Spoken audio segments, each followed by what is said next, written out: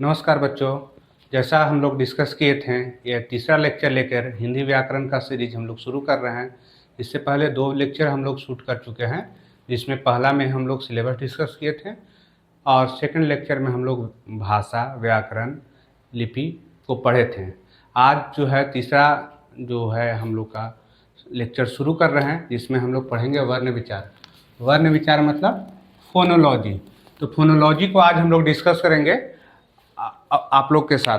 तो इसमें जो सबसे जो मूल चीज़ है, किसी भी भाषा को, किसी भी व्याकरण को, किसी भी साहित्य को जानने वाला मूल चीज़ है वर्ण। मूल चीज़ क्या है? वर्ण। तो वर्ण हम लोग जानेंगे कि वर्ण क्या है। ठीक है, तो वर्ण क्या है? तो वर्ण वह मूल ध्वनि है जिसका और खंड या टुकड़ा नहीं किया जा सकता है, उसे हम लोग वर्ण कहते हैं। वर्ण भाषा की सबसे छोटी इकाई होती है। वर्ण भाषा की सबसे छोटी इकाई होती है। जैसे हम लोग कुछ शब्द पढ़ते हैं, तोता, बंदर, फल, शहद। तो देखिए कि उस शब्द को बोलने के लिए उसमें जैसे फल बोल रहे हैं, तो फल में क्या है? फल में फ, अ, ल, अ। तो 4 वर्णों को मिलकर फल बन रहा है। चार वर्णों को मिलकर फल बन रहा है। ये शहद है, श, अ, ह, अ। तो शहद बन रहा है। तोता, त, ओ, इसको मात्रा कहते हैं। इसको मात्रा कहते हैं। इसके वो हम लोग आगे जानेंगे। त, आ। तो ये जब जुड़ते हैं तब क्या शब्द का निर्माण होता है? तोता। तो इस तरह से देखिए कि वर्ण, कितने सारे वर्ण जुड़ के ये बन रहे हैं शब्द। तो यही शब्द है। तो शब्द क्या कहते हैं कि वर्णों को सार्थक मेल को ही क्या कहते हैं? शब्द कहते हैं। वर्णों के सार्थक मेल को ही शब्द कहते हैं। उपयुक्त ध्वनियाँ के और टुकड़े नहीं हो सकते। कौन से ध्वनि? ये जो ध्वनि है फ, अ, ल, अ, इसके और टुकड़े नहीं हो सकते। इसी को हम लोग क्या कहते हैं? वर्ण कहते हैं। क्या कहते हैं? वर्ण। इसको क्या कहते हैं? वर्ण। इसको क्या कहते हैं? वर्ण कहते हैं। इन ध्वनियों को वर्ण कहते हैं। ध्वनियों के मेल से शब्द बनता है। देखिए, जब इतना सारा क्या हुआ, सब बना, तो क्या बन गया? फल एक शब्द बन गया। तथा भाषा में प्रयोग की जाने वाली सबसे छोटी ध्वनि वर्ण है। तो इसकी जो है सबसे छोटी ध्वनि कौन सा है? वर्ण। किसी भाषा की सबसे छोटी ध्वनि क्या है? वर्ण है। तो वर्ण ध्वनियों के लिखित और मौखिक दोनों रूपों को प्रतीक करती है, जैसे क, ख, ग, घ आदि। वर्ण को जब साकार रूप दिया जाता है तो वह अक्षर कहलाता है। वर्ण का जो साकार रूप है वह अक्षर है। जैसे आपका अक्षर क्या है, जो हम लोग अक्षर का ज्ञान कराते हैं, क, ख, ग, घ, इन सबको क्या कहेंगे? अक्षर कहेंगे। इनको क्या कहेंगे? अक्षर कहेंगे। तो सभी भाषाओं को में निश्चित वर्ण होते हैं। सभी भाषाओं में क्या होते हैं? निश्चित वर्ण होते हैं। जैसे हिंदी भाषा में है तो हम लोग क, ख, ग, घ पढ़ रहे हैं। इंग्लिश भाषा में हम लोग पढ़ते हैं ABCD पढ़ते हैं। ठीक है, जिसको हम लोग क्या कहते हैं? अल्फ़ाबेट। जैसे अंग्रेजी में A से Z तक 26 वर्ण होते हैं तथा इन्हें अल्फ़ाबेट कहते हैं। इन्हें एक निश्चित क्रम में रखा जाता है। ठीक है, एक निश्चित क्रम कि क के बाद क्या आएगा? ख आएगा, ख के बाद क्या आएगा? ग आएगा, ग के बाद क्या आएगा? घ आएगा। इस तरह से उसी तरह इंग्लिश में भी होता है ABCD। तो एक निश्चित क्रम है जिसमें 26 अक्षर क्या किए जाते हैं? लिखे जाते हैं। इसी प्रकार हिंदी भाषा के वर्ण भी एक निश्चित क्रम में रखा जाता है। इसी निश्चित क्रम को हम लोग वर्णमाला कहते हैं। इसी निश्चित क्रम को क्या कहेंगे? वर्णमाला। वर्णमाला शब्द से ही तात्पर्य क्या होता है? कि वर्णों की माला। लेकिन कैसा माला? लेकिन जिसमें जो क्रमबद्ध रखा गया है, व्यवस्थित तरीके से वर्णों को रखा गया है, उसी को हम लोग क्या कहते हैं? वर्णमाला कहते हैं। उसी को क्या कहते हैं? वर्णमाला कहते हैं। वर्णों के क्रमबद्ध व्यवस्थित समूह को वर्णमाला कहते हैं। कोई व्याकरण शॉर्ट में आपको कहेगा कि वर्णमाला क्या है, बताइए, तो कहेंगे कि वर्णों के क्रमबद्ध और व्यवस्थित समूह को ही क्या कहते हैं? वर्णमाला कहते हैं। अब कोई इसको, आज जैसे आप कोई बड़े क्लास के बच्चे देख रहे होंगे तो उनको लिखने के लिए एग्जाम में अगर आ जाए, मैट्रिक एग्जाम में आ जाए, इंटरमीडिएट एग्जाम में आ जाए, तो क्या लिखेंगे? तो वो बच्चे डेफिनेशन लिखेंगे कि जब किसी भाषा के वर्णों को एक निश्चित क्रम में लिखा जाता है तो इस व्यवस्थित और क्रमबद्ध वर्ण समूह को वर्णमाला कहते हैं। फिर से एक बार डेफिनेशन को बोलते हैं कि जब किसी भाषा के वर्णों को एक निश्चित क्रम में लिखा जाता है तो इस व्यवस्थित और क्रमबद्ध वर्ण समूह को वर्णमाला कहते हैं। वर्ण वर्ण को ही क्या कहते हैं? अक्षर कहते हैं। अभी हम लोग पढ़े थे वर्ण के ही सार्थक रूप को क्या कहते हैं? अक्षर कहते हैं। तो अक्षरों को योग से शब्द बनता है। अक्षर के योग से क्या बना? हमारा शब्द बना। शब्द बना। वर्ण से क्या बना? अक्षर बना। अक्षर से क्या बना? शब्द बना। शब्दों के मेल से वाक्य बनते हैं और वाक्यों के मेल से भाषा बनता है। तो चार चीज यहाँ पे हुआ हमारा। क्या हुआ? पहला हुआ वर्ण, दूसरा हुआ अक्षर, तीसरा हुआ शब्द, चौथा हुआ वाक्य और पांचवा क्या हो गया? भाषा हो गया। पांचवा क्या हो गया? भाषा हो गया। तो इस प्रकार हम कह सकते हैं कि वर्ण ही भाषा के आधार होते हैं। वर्ण ही क्या होता है? भाषा का आधार होता है। कि शुरुआत कहाँ से हुआ? वर्ण से।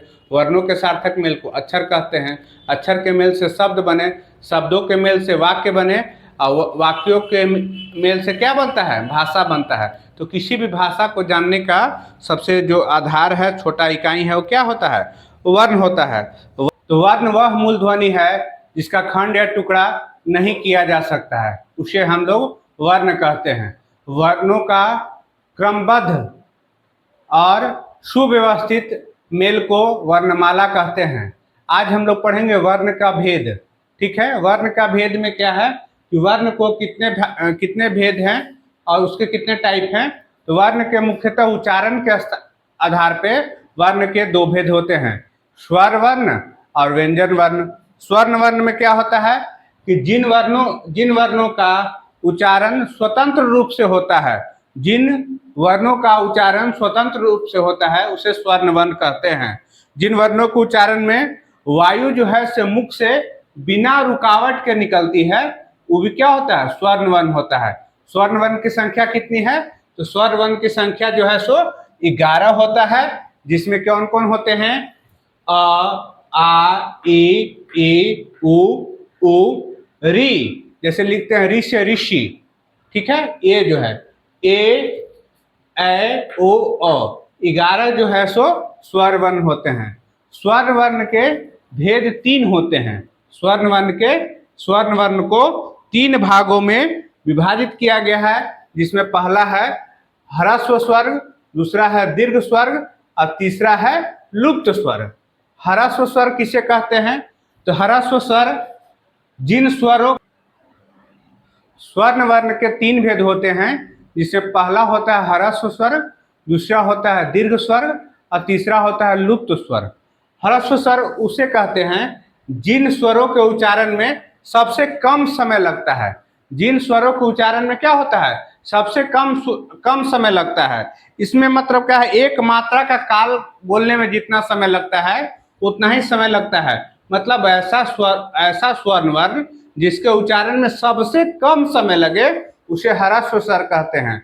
यह और इस स्वर्ण वर्ण को, ह्रस्व स्वर्ण वर्ण को मूल स्वर भी कहा जाता है। तो ये बहुत बार एग्जाम में आता है कि कौन सा निम्नलिखित में से कौन सा मूल स्वर है। आपको पूछ देगा कि कौन सा मूल स्वर है, ह्रस्व स्वर, दीर्घ स्वर, लुप्त स्वर या इनमें से कोई नहीं।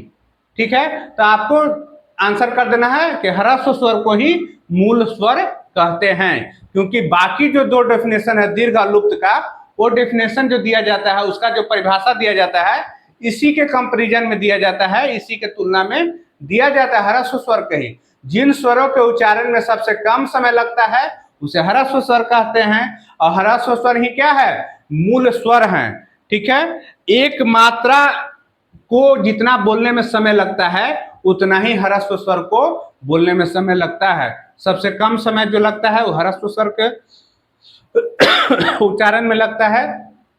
ये इनके 4 होते हैं। ह्रस्व स्वर कितने होते हैं? तो 4 होते हैं। ठीक है? तो ह्रस्व स्वर 4 कौन कौन होते हैं? अ, ई, उ और ई। देखिएगा यहाँ अ है, ई है। ई जो है सो छोटी ई है। ठीक है, हर्ष जिसको कहते हैं, ठीक है, जिसको हम लोग पढ़ते हैं कि हर्ष और दीर्घ, मतलब हर्ष में क्या होता है कि ई की मात्रा जो जुटेगा, ई की मात्रा क्या होगा, जैसे किताब, किरण जो हम लोग बोलते हैं, तो यही ई क में जब ई की मात्रा हो जाएगा तो हो जाएगा की। तो ऊ, ये छोटा ऊ है, ठीक है, जो इसको हम लोग क्या ऐसे कर लिखते हैं, कोई ऐसे लिखते हैं, ऐसे छोटा वाला ऊ और री, ये चार जो है सो ह्रस्व स्वर है, अ ई उ और ई, चार क्या है, ह्रस्व स्वर हैं। तो पूछेगा आपसे कि ह्रस्व स्वर चार होते हैं, यही प्रश्न आपको आ जाता है एग्जामिनेशन में, लिख देगा कि निम्नलिखित में से कौन ह्रस्व स्वर नहीं है, निम्नलिखित में से कौन ह्रस्व स्वर नहीं है, और वही अ के जगह पे आपको लिख देगा आ, तो आ जो है सो ह्रस्व स्वर नहीं है। तो आपको पता होना चाहिए कि कौन चार ह्रस्व स्वर होते हैं। एग्जामिनेशन में जो आप क्वेश्चन आ रहा था, ये नहीं पूछेगा सीधे सीधे, आपको पूछ देगा कि इनमें से कौन नहीं है, वो इस तरह से पूछा, इसलिए पूछा जाता है ताकि वो जानना चाहता है कि बच्चों को पूरी जानकारी है कि नहीं। जिस बच्चा कोई चारों का नाम नहीं पता रहेगा, एग्जाम में क्या कर लेगा, क्वेश्चन को गलत करके चलाएगा। और ये जो है स्वर्ण का स्वर वर्ण का टाइप और व्यंजन का टाइप करीब करीब सारे कॉम्पिटिटिव एग्जाम में आते हैं, चाहे एडीओ का एग्जाम हो गया, बीएड इंट्रांस एग्जाम हो गया, डीएलएड इंट्रांस एग्जाम हो गया, जीविका का हो गया, कोऑर्डिनेटर का एग्जाम, एरिया कोऑर्डिनेटर का, प्रोग्राम कोऑर्डिनेटर का, प्रोग्राम मैनेजर का, डिस्ट्रिक्ट प्रोग्राम मैनेजर का, तो सारे पोस्ट पे क्या होते हैं कि ये जो है सो आपको चैप्टर आएगा। इसीलिए इसको लिख के हम इतना विधिवत आप लोग को के साथ डिस्कस कर रहे हैं और पढ़ा रहे हैं इस चैप्टर को। ह्रस्व स्वर क्या होता है कि जिन स्वरों के उच्चारण में सबसे कम समय लगता है, और ह्रस्व स्वर को ही मूल स्वर कहते हैं। बहुत बार क्वेश्चन आया कि कौन से स्वर को मूल स्वर कहते हैं, तो आपको फटाक से आंसर देना है कि ह्रस्व स्वर को ही क्या करते हैं, मूल स्वर। ऐसे भी शुरू जब होता है तो जैसे आई ही शुरू होता है, तो शुरू कहाँ से होता है, अ से ही शुरू होता है, तो मूल मात्रा शुरू कहाँ से हुआ, अ से, इसीलिए इसको क्या कहेंगे, ह्रस्व स्वर वही कहेंगे कि शुरुआत वहीं से होता है। जिस चीज का शुरुआत जहां से होता है, जहां से उसका जड़ जुड़ा रहता है, उसी को क्या कहते हैं, मूल कहते हैं। ठीक है, तो मूल स्वर अ ई उ री, क्या है, ह्रस्व स्वर। दूसरा स्वर वर्ण का भेद है दीर्घ स्वर। दीर्घ स्वर क्या होता है, ऐसा स्वर जिसके उच्चारण में ह्रस्व स्वर का दुगना समय लगता है, ह्रस्व स्वर का दुगना। अब देखिए ये दो दीर्घ स्वर का लुप्त स्वर हम लोग पढ़ेंगे, इसके तुलना करके पढ़ेंगे, किससे, मूल वाले से, ह्रस्व स्वर से। तो दीर्घ स्वर क्या है, ऐसा स्वर जिसके उच्चारण में, जिसको बोलने में ह्रस्व स्वर का क्या लगे, दुगना समय लगे, ह्रस्व स्वर का क्या लगे, दुगना समय लगे, उसे क्या कहेंगे, दीर्घ स्वर कहेंगे। फिर से डेफिनेशन को आपको बोल रहे हैं कि ऐसा स्वर जिसके उच्चारण में दीर्घ स्वर के उच्चारण में ह्रस्व स्वर का दुगना समय लगे, इसलिए इंटू 2 लिखा हुआ है, ह्रस्व स्वर इंटू 2, मतलब उच्चारण में जो है इसका समय जो है से इसका दुगना समय लगता है, उसे क्या कहते हैं, दीर्घ स्वर कहते हैं। दीर्घ स्वर कितने होते हैं, तो 7 होते हैं। कितने होते हैं, 7 होते हैं। 7 होते हैं, कौन कौन, आ ई उ ए ओ, ठीक है, आ ई उ ए ओ औ, तो ये क्या हो गए, दीर्घ स्वर हो गए, ये क्या हो गए, दीर्घ स्वर हो गए। उसके बाद है तीसरा है लुप्त स्वर, जो स्वर का तीसरा भेद। लुप्त स्वर क्या है, ऐसे स्वर जिसके उच्चारण में ह्रस्व स्वर का तिगुना समय लगे। जिन स्वरों के उच्चारण में ह्रस्व स्वर के तिगुना समय लगो, उसे क्या कहते हैं, लुप्त स्वर कहते हैं। ये स्वर प्रायः दूर से पुकारने के लिए प्रयोग किया जाता है। किसी व्यक्ति को हम दूर से पुकारते हैं, उसके लिए किसका प्रयोग करते हैं, लुप्त स्वर का प्रयोग करते हैं। तथा इसीलिए उच्चारण की स्पष्टता के लिए शब्द के पहले अक्षर के बाद 3 लिखा जाता है। हिंदी में जो 3 है ऐसे, उसको क्या किया जाता है, लिख दिया जाता है ऐसे 3, ठीक है। ऐसे उसके उच्चारण के लिए क्या लिखा दिया जाता है, 3 लिख दिया जाता है, ठीक है, 3 लिखा जाता है। यहाँ पे 3 से भी यहाँ 3 ऐसे लिखा, 3 ऐसे इस तरह से लिखा जाता है। 3 लिखने का क्या तात्पर्य है, 3 इसलिए लिखा जाता है ताकि लुप्त स्वर के उच्चारण में जो समय लगता है ह्रस्व स्वर के 3 गुना होता है।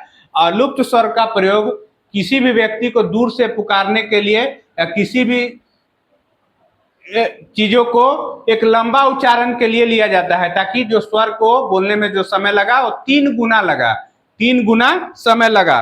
तथा उच्चारण की स्पष्टता के लिए इसके आगे 3 लिख दिया जाता है, और इसका तात्पर्य है जो समय उच्चारण में लगा वो 3 गुना समय लगा। तथा जैसे ओम, ओम जैसे हम बोलते हैं तो क्या होता है, ओ म जल्दी बोल देते हैं, लेकिन वो क्या जैसे उच्चारण करते हैं ओम। जैसे हे राम, राम जो रा जो हम लोग बोले वो क्या लगे, वो ज्यादा देर तक उसका उच्चारण करेंगे, हे राम ओम। तो ये जो है सो क्या है, लुप्त स्वर है। क्या है, लुप्त स्वर है। अब हम लोग व्यंजन के बारे में पढ़ेंगे।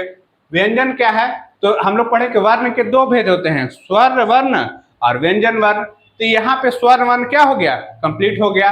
स्वर वर्ण कैसा है, इसका उच्चारण स्वतः होता है, और इसके 3 भेद, इसकी संख्या स्वर वर्ण के कितना है, 11 है। कौन कौन, अ आ ई उ री ए ओ औ। स्वर वर्ण के भेद 3 होते हैं, ह्रस्व स्वर, दीर्घ स्वर, लुप्त स्वर। ह्रस्व स्वर क्या है, जिन स्वरों के उच्चारण में सबसे कम समय लगता है उसे ह्रस्व स्वर कहते हैं।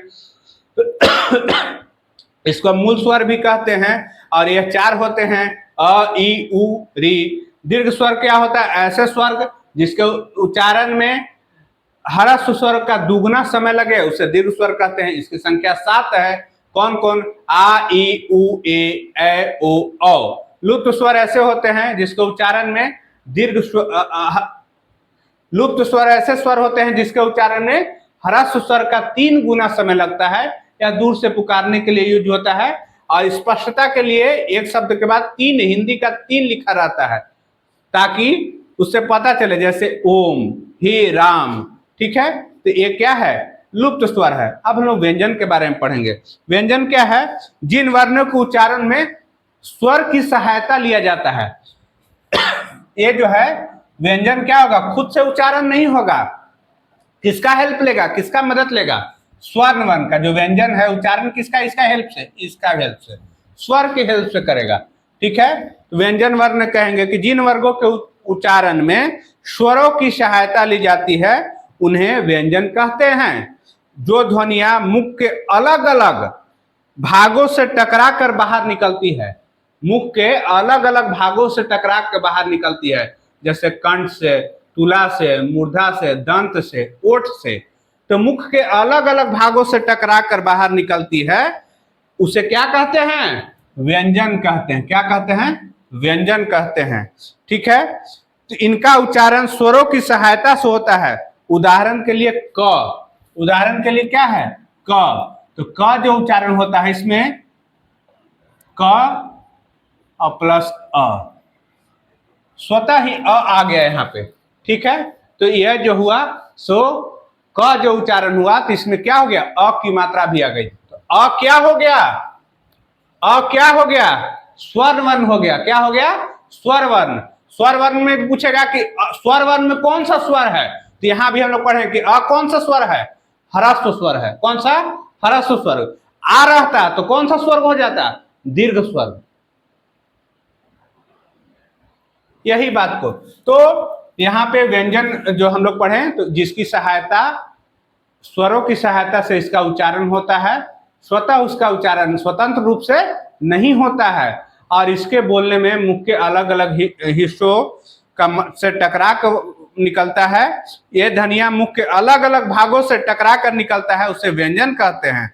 जैसे अ स्वतः ही बोला जा रहा है, जैसे क में अ स्वतः ही बोला जा रहा है, तो ये क्या हो गया, व्यंजन हो गया। और अ क्या हो गया, स्वर हो गया। अ क्या हो गया, स्वर हो गया, स्वर हो गया, तो स्वतः ही बोला जाता है। व्यंजन टोटल कितने होते हैं, तो व्यंजन टोटल जो होते हैं वो 33 होते हैं। कितने होते हैं, 33, 33 टोटल कितने होते हैं, 33 व्यंजन होते हैं। व्यंजन के प्रकार, तो व्यंजन के मुख्य रूप से 3 श्रेणियों में बांटा जाता है, जिसमें पहला है आपको स्पर्श व्यंजन। पहला क्या है, प्रकार कितना है, मुख्य रूप से, मुख्य रूप से कितने प्रकार हैं, 3 प्रकार होते हैं। तो पहला क्या हुआ, स्पर्श व्यंजन। जिन व्यंजनों को बोलते हुए वायु, कंठ, तालु, मूर्धा, दंत, होठ से स्पर्श करते हुए, मतलब सबको छूटे हुए, वहां से स्पर्श करते हुए मुख से बाहर निकलती है, उन्हें स्पर्श व्यंजन कहते हैं। स्पर्श मतलब क्या? किसी का ना स्पर्श करना मतलब छूना, वहां उसको टच करके निकलना, उसी से आगे बढ़ना। तो क्या होता है स्पर्श व्यंजन में कि जो उच्चारण होता है वर्ण का, वो मुख के अलग अलग पार्ट से होता है, अलग अलग हिस्सों से होता है। कंठ से, मूर्धा से, तालु से, दंत से, ओठ से स्पर्श करते हुए मुख से बाहर निकलती है ध्वनि, तो क्या होता है स्पर्श व्यंजन कहते हैं। जैसे उदाहरण के लिए आपको बता रहे हैं, इस फिर से इसको कि जिन जिन व्यंजनों को बोलते हुए कंठ से निकलती हुई वायु मुख के अलग अलग भागों से छूते हुए बाहर निकलती है, उसे व्यंजन कहते हैं। उदाहरण के लिए क वर्ग, क वर्ग में क्या आ गया? क वर्ग में क, ख, ग, घ, अंग, ये कहां से स्पर्श होते निकलती है? तो कंठ से। कहां से निकलती आती है? कंठ से। और कंठ क्या हो गया? उच्चारण स्थान हो गया। कंठ क्या हो गया? उच्चारण स्थान। और इसका क्या हो गया? नाम क्या कहेंगे? कंठ्य कहेंगे, कंठ्य। ठीक है। उच्चारण स्थान क्या होता है कि स्पर्श किए जाने वाले स्थान भेद, जहां से जो ध्वनि निकल रही है सो मुख के जिस हिस्से को स्पर्श करके निकल रही है, वही उस वर्ण का उच्चारण स्थान होता है। जैसे क वर्ग जो निकल रहा है वो कंठ को छू के निकल रहा है, तो उच्चारण स्थान क्या हो गया? कंठ हो गया। प वर्ग जो निकलेगा ओठ को छूता हुआ निकलता है, तो उसका उच्चारण स्थान क्या हो जाएगा? ओठ हो जाएगा। और उसका नाम है, ये क्या है? ये उच्चारण स्थान है और ये नाम है। तो क वर्ग से इसको क्या कहेंगे? कंठय, कंठय कहेंगे। च वर्ग, च, छ, ज, झ, यहाँ ये क्या है? तो ये कहां से निकलता है? उच्चारण स्थान इसका क्या है? तालु। इसको क्या कहेंगे? तलाब्य। क्या कहेंगे? तलाब्य। हम लोग जो स यूज करते हैं तो तीन को स यूज करते हैं, तलाब्य स, मूर्धन्य स और दंती स।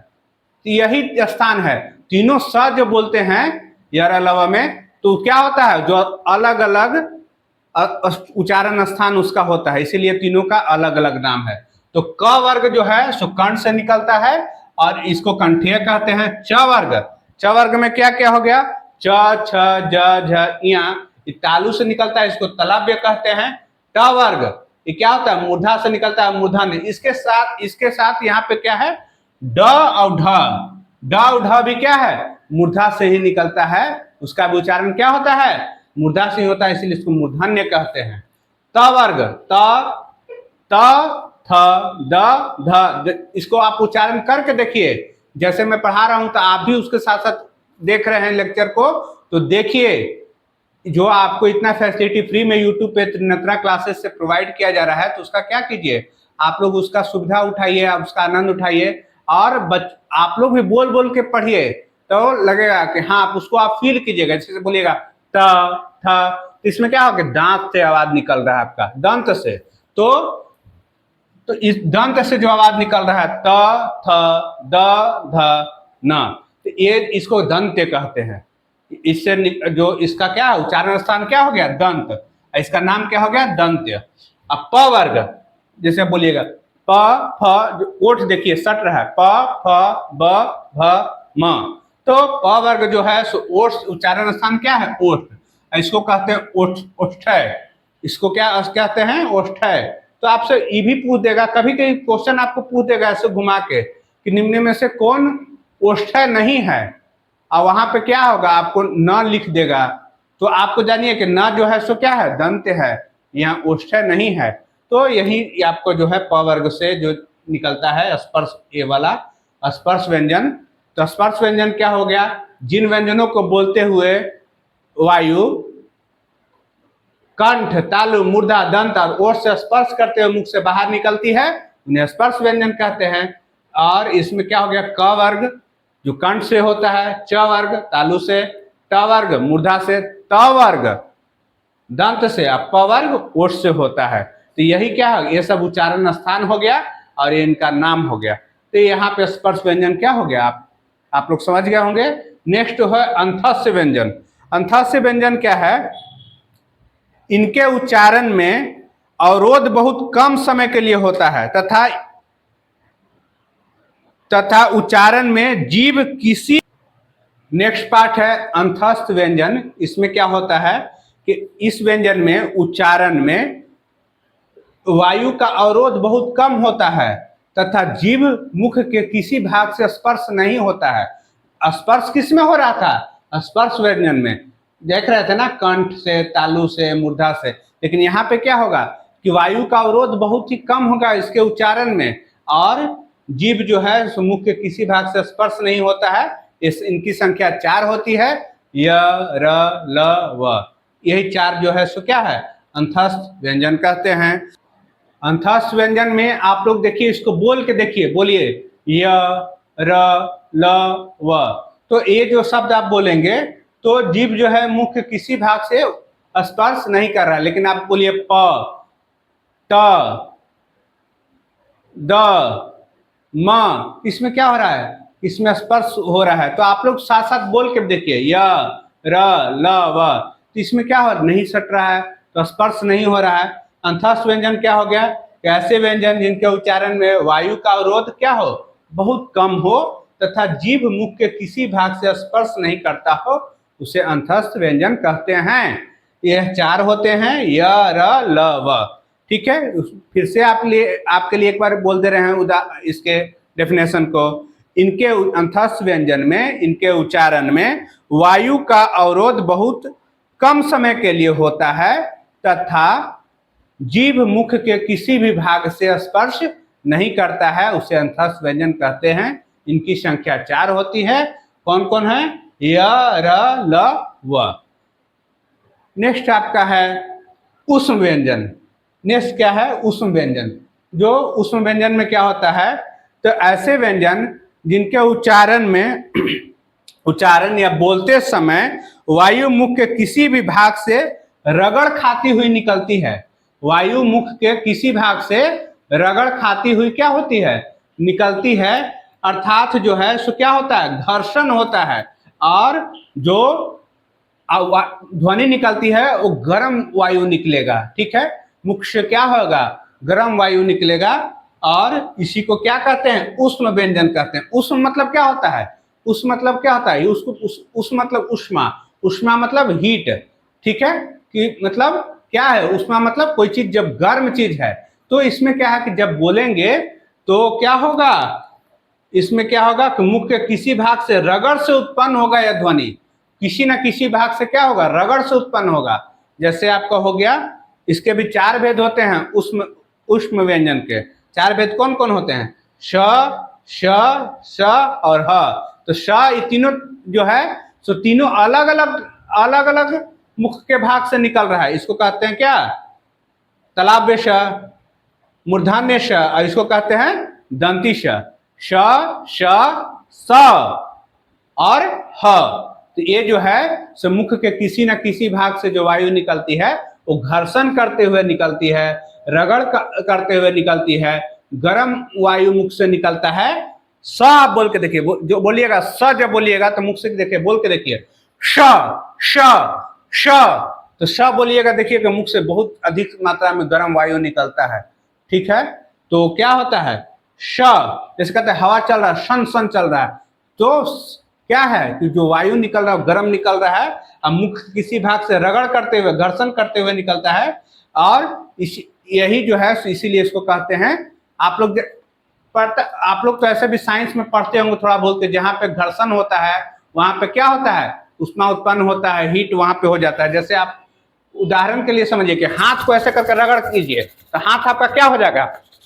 गर्म हो जाएगा। उसी तरह क्या होगा कि मुख से जो वायु निकलेगा तो विभिन्न भागों से किसी न किसी भाग से रगड़ करता हुआ निकलेगा, इसीलिए गर्म वायु निकलेगा। इसीलिए इसको कहते हैं ऊष्म व्यंजन, एकदम गर्मा गर्म निकलता है। तो ऊष्म व्यंजन में क्या है? स, स, स और ह। ठीक है, तो ये क्या हो गया? 3 टाइप हो गए हैं, स्पर्श व्यंजन और अंतस्थ व्यंजन और ऊष्म व्यंजन। हम लोग व्यंजन का प्रकार देख रहे हैं। तो व्यंजन में जो अगला वर्गीकरण जो किया गया है व्यंजन का, उस श्वास वायु के आधार पर किया गया है। तो श्वास वायु के आधार पर व्यंजनों का वर्गीकरण 2 प्रकार से किया गया है, जिसमें एक है अल्प प्राण और दूसरा है महाप्राण। अल्प प्राण क्या होता है? तो अल्प प्राण जिन व्यंजनों के उच्चारण में श्वास वायु कम मात्रा में बाहर निकलती है और कम प्रयत्न करना पड़ता है, उनके उच्चारण में, उनको बोलने में क्या होता है? कम प्रयत्न करना पड़ता है और उनके उच्चारण में श्वास वायु बहुत कम मात्रा में बाहर निकलता है। अल्प मतलब क्या होता है? अल्प मतलब कम, थोड़ा। तो जी ऐसे व्यंजन वर्ण जिसके उच्चारण में श्वास वायु कम मात्रा में बाहर निकलता है तथा उनके बोलने में कम प्रयत्न करना पड़ता है, उसे अल्प प्राण कहते हैं। उसे क्या कहते हैं? अल्प प्राण। अल्प प्राण में क्या क्या है? तो क, ग, अंग, च, ज, य, ट, ड, न, त, द, ध, न, प, ब, म, य, र, ल, व। इतना जो ए है अल्प प्राण में आते हैं। तो इनको बोलने में क्या होता है? श्वास वायु कम मात्रा में निकलता है। जैसे क, तो जल्दी से आप बोल दिए, ठीक है। लेकिन ख बोलेंगे तो क्या होगा? श्वास वायु ज्यादा निकलता है। यही देखिए, कोई पूछेगा कि क और ख में क्या अंतर है, तो आप बोल दीजिएगा कि क जो है सो अल्प प्राण व्यंजन है और ख जो है सो महाप्राण व्यंजन है। ये भी आप बोल सकते हैं। तो कोई आपसे अगर मजाक में ही पूछे कि क और ख में क्या अंतर है, तो आप बोलिए कि हाँ बहुत अंतर है। क को जो बोलने में श्वास वायु मुंह से जो उच्चारण करने में वो कम मात्रा में निकलता है और क्या होता है? कम प्रयत्न करना पड़ता है, इसी को अल्प प्राण कहते हैं। और महाप्राण व्यंजन कौन सा होता है? तो जिन व्यंजनों वर्णों के उच्चारण में अधिक समय लगता है, क्या लगेगा? अधिक समय लगेगा तथा श्वास वायु अधिक वेग से बाहर निकलता है। इनके उच्चारण में जो श्वास वायु जो है सो अधिक वेग से बाहर निकलता है, इनको क्या कहते हैं? महाप्राण कहते हैं, महाप्राण व्यंजन कहते हैं। फिर से इसको डेफिनेशन को हम लोग डिस्कस कर ले रहे हैं कि जिन व्यंजनों के उच्चारण में अधिक समय लगता है तथा श्वास वायु अधिक वेग से बाहर निकलता है, उसे महाप्राण कहते हैं। क्या कहते हैं? महाप्राण व्यंजन कहते हैं। जैसे ख, घ, ख बोल के देखिए, ख, जब ख बोलेंगे तो अधिक आपको समय लगेगा। क जल्दी से बोलते रहे, लेकिन ख समय ज्यादा लग रहा है। ख, घ, छ, झ, ये जो है शब्द ठ, ध, फ, भ, श, तो इनको बोलने में क्या है? अधिक समय लग रहा है और अधिक वेग से श्वास वायु निकलता है, इसको क्या कहते हैं? महाप्राण कहते हैं। तो श्वास वायु के आधार पर व्यंजनों के कितने प्रकार हुए? दो प्रकार हुए, जिसमें क्या हुआ?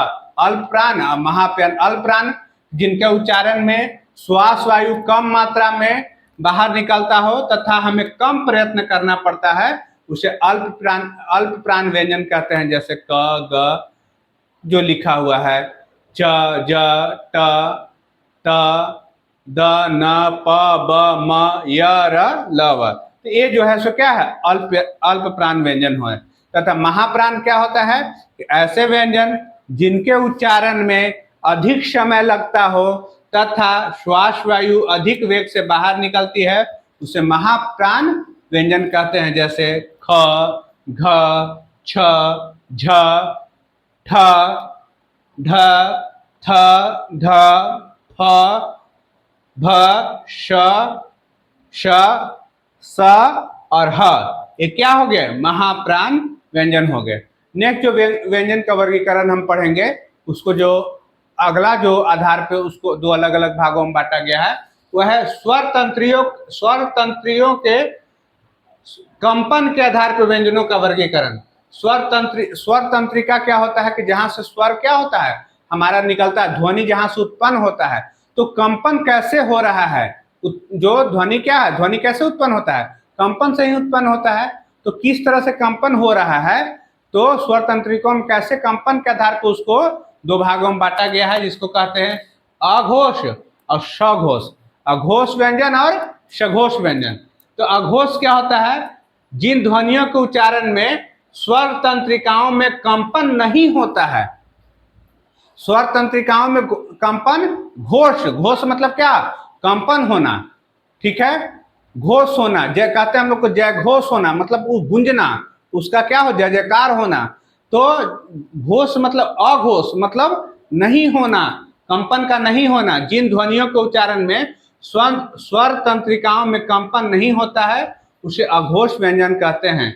जैसे क, ख, च, छ, ट, ठ, त, थ। ये जो शुरू के दो अक्षर होंगे, जो क वर्ग के शुरू के दो अक्षर क और ख, च वर्ग के शुरू के ही दो अक्षर च और छ, ट वर्ग के शुरू के ही दो अक्षर ट और ठ, त वर्ग के शुरू के ही दो अक्षर त और थ, प वर्ग के शुरू के ही दो अक्षर प और फ, और उसके अलावा तीनों स, तालव्य स, मूर्धन्य स, दंती स। इसको याद करना आसान है। क्या है इसमें अघोष में, तो शुरू के दो अक्षर, जो वर्ग का शुरू का दो अक्षर और शुरू के दो अक्षर और स्वर सर, जैसे शुरू के दो अक्षर क और ख, च वर्ग का शुरू का दो अक्षर च और छ, ट वर्ग का शुरू का दो अक्षर ट और ठ, त वर्ग का शुरू का दो अक्षर त और थ, प वर्ग का शुरू का दो अक्षर प और फ, और तीनों सा कौन कौन, तालव्य स, मूर्धन्य स, दंती स। तो इनको जो हम बोलते हैं तो स्वर तंत्रियों में कंपन नहीं होता है। तो जिन ध्वनियों के उच्चारण में स्वर तंत्रियों में कंपन नहीं होता है उसे अघोष व्यंजन कहते हैं। उदाहरण यही हो गया क, ख, च, छ, ट, ठ, त, थ, प, फ और तीनों स का तालव्य स, मूर्धन्य स, दंती स। ये क्या हो गया, अघोष व्यंजन हो गया। और दूसरा जो हो गया इसका टाइप क्या हो गया, सघोष व्यंजन। ये बहुत आसान है, पहले वाला से ही हम लोग कर लेंगे कि जिन ध्वनियों के उच्चारण में स्वर तंत्रियों में कंपन होता है, यहाँ पे क्या होगा, कंपन होता है, उसे क्या कहेंगे, सघोष कहेंगे। क्या कहेंगे, सघोष व्यंजन कहेंगे। इसमें क्या हो गया, जो इसमें छूटा हुआ है इसमें यूज कर लेना है। इसमें क्या किए थे हम लोग कि क वर्ग का शुरू का दो यूज किए थे, लेकिन इसमें अंतिम का तीन यूज करना है। जैसे ग, घ, अंग, च वर्ग का अंतिम का तीन ज, झ, इया। उसी तरह सब का अंतिम का तीन यूज होंगे, जैसे ब, भ, म। उसके बाद क्या होगा, य, र, ल, व और एक ह। एक्स्ट्रा में क्या है, एक ह, य, र, ल, व, ह। एक क्या हो गया, सघोष व्यंजन हो गया। सघोष व्यंजन क्या होता है कि जिन ध्वनियों के उच्चारण में स्वर तंत्रिकाओं में कंपन होता है उसे क्या कहते हैं, सघोष व्यंजन कहते हैं। और इसके उदाहरण क्या हो गए, तो इसमें शुरू के दो हुए थे तो इसमें अंतिम के तीन हो गए। तो इसमें ग, घ, अंग, ज, झ, इया, ब, भ, म, य, र, ल, व और ह। इसके अलावा व्यंजन में कुछ और भी टर्म हैं, कुछ और भी हैं बिंदु, जिसको हम लोग एक दो जो इम्पोर्टेंट है उसको यहाँ डिस्कस करते रहे हैं। और कुछ वैसा छूटेगा तो हम लोग नेक्स्ट लेक्चर में भी उसको क्या करेंगे, आपसे हम लोग उसको डिस्कस कर लेंगे। और इसमें कुछ एक जो है व्यंजन में एक होता है विशेष व्यंजन। क्या होता है, विशेष व्यंजन। जैसे आपको ढ, इसको संक्षिप्त व्यंजन भी, उक्षिप्त व्यंजन भी कहते हैं, उक्षिप्त व्यंजन भी कहते हैं और इसको विशेष व्यंजन कहते हैं। इसका प्रयोग जैसे होता है पेड़, चिड़िया। तो क्या हुआ, ड का प्रयोग हुआ पेड़, चिड़िया, सीढ़ी। सीढ़ी में देखिए यहाँ लगा हुआ है पढ़ाई, तो पढ़ाई जो हम लोग बोल रहे हैं, तो एक क्या हो गया टर्म जो हो गया, यही आपका विशेष व्यंजन हो गया। सीढ़ी में एक विशेष व्यंजन हो गया, चिड़िया में क्या हो गया, तो ये जो शब्द है ड और ढ, ये क्या है, विशेष व्यंजन है। विशेष व्यंजन पूछेगा क्या, ड और ढ हिंदी वर्णमाला में अपना लिए गए हैं। इनका वर्णन संस्कृत में नहीं है, इनका वर्णन संस्कृत के वर्णमाला में नहीं है, लेकिन हिंदी में इन दो शब्दों को हम लोग क्या कर लिए हैं, अपना लिए हैं। इसीलिए इसे क्या कहते हैं, विशेष व्यंजन कहते हैं। तथा इन तो विशेष व्यंजन में क्या होता है, जैसे हम लोग शब्द यूज किए पेड़, पढ़ाई, तो ड़ जो हुआ सीढ़ी, पढ़ाई, तो ये जो यूज हुआ यही क्या है, विशेष व्यंजन है। तो विशेष व्यंजन के बारे में हम लोग क्या कह रहे थे कि विशेष व्यंजन जो ये दो शब्द है ये हिंदी वर्णमाला में अपना लिए गए हैं, इनका वर्णन संस्कृत के वर्णमाला में नहीं है। तथा इनके उच्चारण में जीभ को ऊपर उठाकर आगे की ओर फेंका जाता है। ड़ पेड़, पढ़ाई, जीभ को उठा के आगे की ओर फेंका जाता है, ठीक है। इसीलिए इनको उच्छिप्त व्यंजन भी कहा जाता है।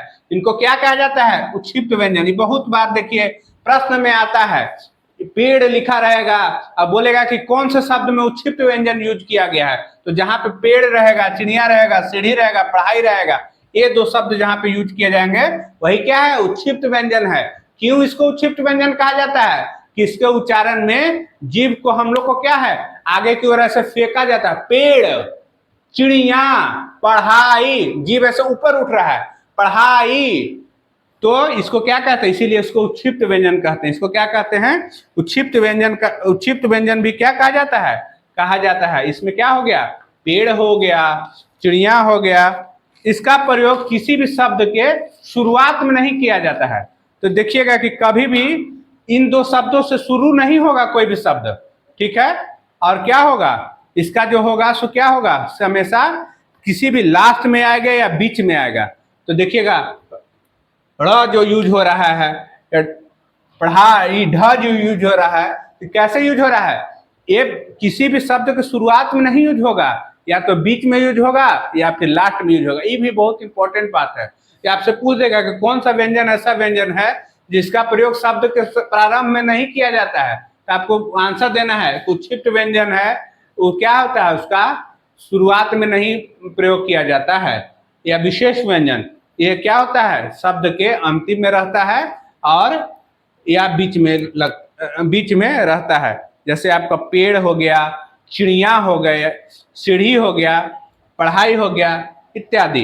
ये सब क्या है? विशेष व्यंजन है। एक टर्म और है व्यंजन में, उसको भी हम लोग डिस्कस कर ले रहे हैं।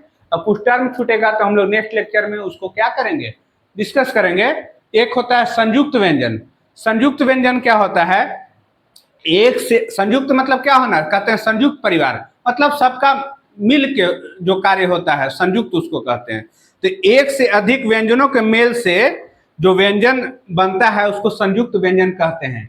एक से अधिक व्यंजनों से मिलने से जो व्यंजन बनता है उसको क्या कहते हैं? संयुक्त व्यंजन कहते हैं। जैसे क और स मिलकर क्या बनता है? मिलके बनता है छ बनता है। जैसे आप देखिएगा कि जो टर्म यूज हुआ क और स, क्या बनेगा? छ। जिसे इससे जुड़ा हुआ शब्द हम लोग क्या कहते हैं? जैसे कक्षा, कक्षा मतलब वर्ग, रक्षा, तो रक्षा जो शब्द बना, क और स दोनों को मिल के बना छ, ठीक है। उसी तरह ज और इया तो मिलने से बनता है ज्ञान, जो हम लोग कहते हैं ज्ञान। ज्ञान से क्या हो गया? ज्ञानी, ज्ञान। ये जो शब्द यूज हुआ, तो ज और इया दो वर्ण क्या हो गया? मिल गया। तो संयुक्त व्यंजन में क्या होगा कि दो व्यंजन के मिलने से क्या होता है? तीसरा व्यंजन बनता है। इसी को कहते हैं हम लोग संयुक्त व्यंजन। जैसे त और र, इसको कहते हैं त्र। त्र से क्या होता है? त्रिशूल। त्रिशूल जो होता है, जो त्र लग गया तो त और र, दो व्यंजन मिलके बन गया तीसरा व्यंजन त्र। इससे क्या बनता है? त्रिशूल हो गया। मित्र, मित्र जैसे हम लोग लिखते हैं, तो मित्र में क्या यूज करते हैं? यही शब्द यूज करते हैं। जैसे हम लोग यहाँ लिखते हैं मित्र, तो मित्र में क्या ये है? त्र, त्रिशूल, मित्र। तो ये क्या है? संयुक्त व्यंजन हो गया। स और र क्या बनता है? श्र। जैसे परिश्रम, क्या होता है? परिश्रम। श्रमिक क्या है? इसमें क्या हुआ? श्र यूज हुआ। जैसे श्रमिक हम लोग लिखते हैं, या श्रम, श्रमिक, परिश्रम। तो ये जो युद्ध होता है, श और र दो के मिलने से बनता है, इसलिए इसको क्या कहते हैं? संयुक्त व्यंजन कहते हैं। तो इसमें चार होते हैं संयुक्त व्यंजन। कितने होते हैं? चार होते हैं। कौन कौन? तो होता है आपको छ, त्र, ज्ञा और स्र। इससे जैसे श्री हम लोग लिखते हैं, तो ये क्या होते हैं? चार संयुक्त व्यंजन होते हैं। तो और भी कुछ व्यंजन में कुछ टर्म है जो हम लोग नेक्स्ट क्लास में डिस्कस करेंगे, या नेक्स्ट क्लास में हम लोग अगला टॉपिक लेके आएंगे। तो आज का एक हम लोग सोचे हैं कि जब भी हम लोग लेक्चर लेंगे तो एक सुविचार प्रकट करेंगे अपने मन से। तो आज का सुविचार है, the frequency of flower spread only in the direction of the wind, but the goodness of man spread in the all direction. मतलब क्या है कि फूलों की खुशबू केवल उसी दिशा में फैलती है जिस तरफ हवा बहती है, लेकिन मनुष्य की अच्छाई जो है वो क्या होता है, चारों दिशाओं में फैलता है। इसीलिए हम लोग को क्या है, be good and do good and keep smiling and subscribe the Trinetra classes Aurangabad. Like share and subscribe this video. Thank you, नमस्कार।